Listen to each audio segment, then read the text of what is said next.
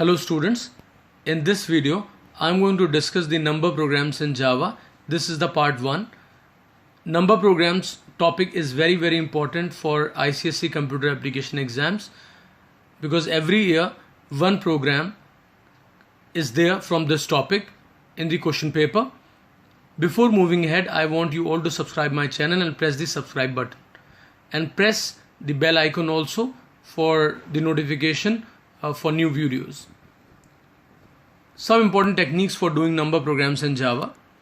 The very first thing I am going for, that is the divisibility of a number by another number. When we want to check the divisibility of a number, say x, by another number, say y, then this has to be written as follows: x mod y double equal to 0. Mod is an operator which gives the remainder. So when the result of x mod y is 0, that means remainder is 0, that means x is divisible by y. And when x is divisible by y, that means y is also known as the factor of x. So for checking that divisibility and checking whether y is the factor of x or not, this statement can be used. And this will form a relational expression. This is relational expression. So that results either into true or false. So it is associated with the if statement. Similarly, if I want to check the divisibility of a number x by 5, so I can write if x mod 5 double equal to 0. I want to check the divisibility of x by 7, I will write if x mod 7 double equal to 0. Alright, now another application of this divisibility. Suppose I want to write a program where I want to check whether a number is an even number or odd number. So we all know that when the number is divisible by 2, it is even.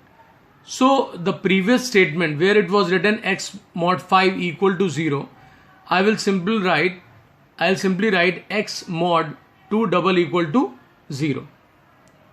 And if it is true, because this is a Boolean expression, if it is true, then the output statement will be x, or whatever the number is in the x, will be printed is even. If it returns false, or if it results into false, then the control will be transferred to the else part, and this will print x is odd. So x will be replaced by its value, whatever the number is, and the rest of the statement, that is odd, will be printed. So you can see now the significance of this mod operator over here for the divisibility, and divisibility is being used for the checking even number and odd number also.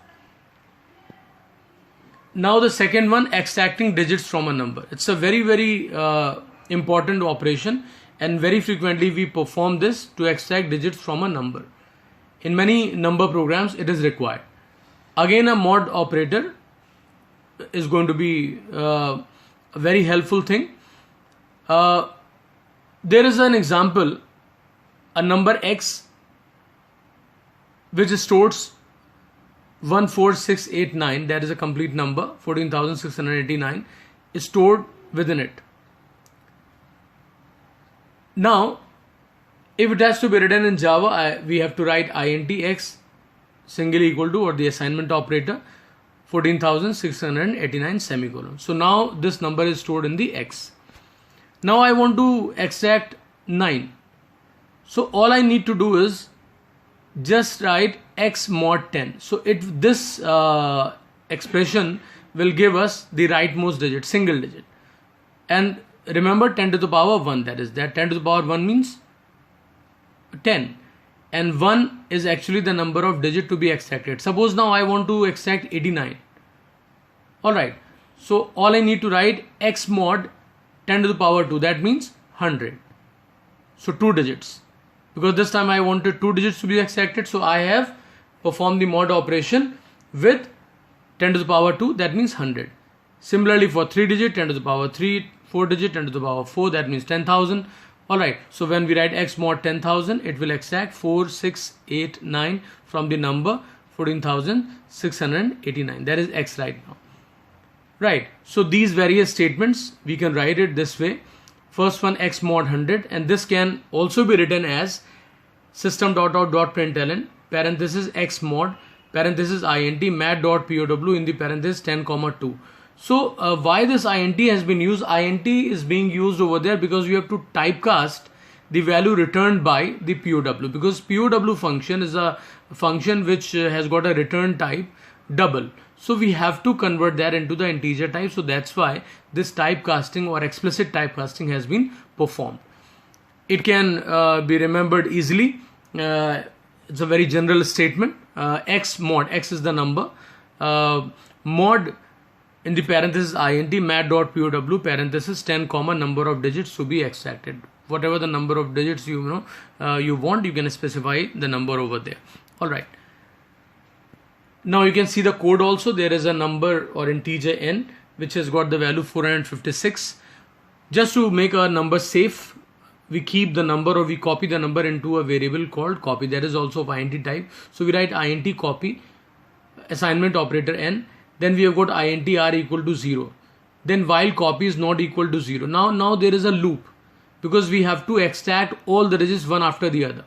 So we'll start with the copy mod 10 one time. So r will have what? It will have 6. All right. Now after that r will be printed. So 6 will be printed on the screen. Then I want 5 to be extracted. So 5 ke liye mujhe what I want, I need 45. So 45 you can get only by writing copy equal to copy divided by 10. We have to divide the number or the copy by 10, and then result has to be stored into the copy, and definitely that will be 45. Now again the loop test expression is there. Copy is not equal to 0. So when the copy is not 0, it will again work. What loop? So now this time r equal to copy mod 10. So now this time r will have 45 within it. R will have 5 this time. Copy has got 45, so it will be 45 mod 10. That means single digit will be extracted from 45, and that is 5. So r will have 5. Now system.out.println r, that means 5 will be printed. Then copy equal to copy divided by 10. Now that means next time I want 4. So this time now copy 45 divided by 10. That means copy will have an updated value, that is 4. Again we'll check the test expression. That is true, that copy is not equal to 0. So now it comes here copy mod 10. So that this time copy is 4 mod 10. So now the remainder will be 4. So r will have 4. Now r will be printed. That means 4 will be printed. And now after that copy equal to copy divided by 10 again. That means 4 divided by 10. It will give the value 0.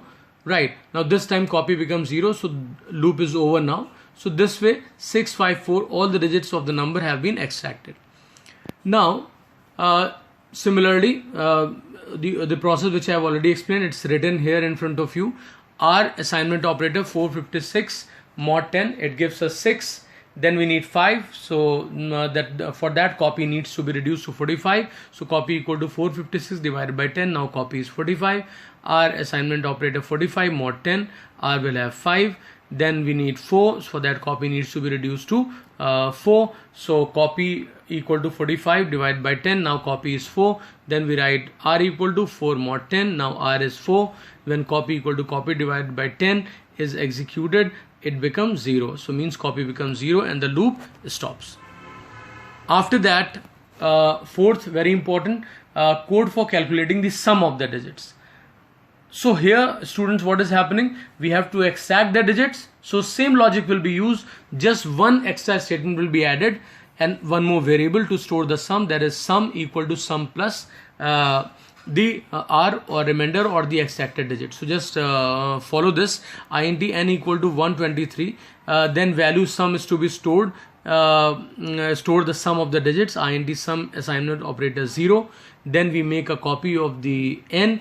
Int copy equal to n. While copy is not equal to 0, r equal to copy mod 10. So now the same loop is there. we have done the previous one. Now sum equal to sum plus r. Now this time r is not being printed. It is to be added to a variable sum which we have taken to store the sum of all the digits. So first time only what will be there? 3 will be there. Then copy equal to copy divided by 10. This will become now 12. Next digit extracted will be 2. Then sum equal to sum plus r. So that means 3 plus 2, that will be 5. Next again third digit will be extracted, that is 1. So 3 plus 2 plus 1, that is 6 will be the sum of the digits. So final message will be system.out.println sum of all the digit is plus sum. Student, please practice all these techniques again and again, so it will become quite easy for you to attempt the number programs. Now students, code for calculating the product of the digits of a number. First we need to declare a variable n to store the number, that is int n equal to 123. The variable prod is to be declared, which will have the final result, means product of all the digits of the number n. So I have taken here variable int prod and initialize with the value 1. 1 I have taken because if I take 0 over there, so if any number is multiplied with 0, the result will also be 0. And in the sum I have taken initial value in the previous coding or in the previous piece of code, it was 0 because any extra number will be added or 1 will be added if I take the sum value of sum as 1. So here 1 is the perfect value for the product. Now we make a copy of our number, so int copy equal to n. After that we have got a loop here which was there in the previous examples, also the same loop. The only difference is here that I have got, instead of sum equal to sum plus r, here it is prod equal to prod asterisk r semicolon. So let's discuss the process. So after copying the number n into copy, we begin the loop. Copy is not equal to 0, that is a test expression, so that condition is true, it's not equal to 0. So now the remainder will be taken and it is extracted digit, that is 3, will be stored in r first time because 123 mod 10 will be 3. After that 3 will be multiplied to prod, that is the product. So prod will have now 3 because earlier it was 1, so 1 into 3 will be 3. Then copy equal to copy divided by 10. So when the number is reduced, it becomes 12 now because next number we want, that is 2. So next time when the loop works, because the test expression is again true, copy is not equal to 0, so it goes back to r equal to copy mod 10. So here 12 mod 10, that means r will have 2 over there. Now prod equal to prod multiplied by 2. So that means this time product is having, or the prod is having the value 3. So 3 into 2 equal to 6. So prod will have the value 6. Then after that copy equal to copy divided by 10.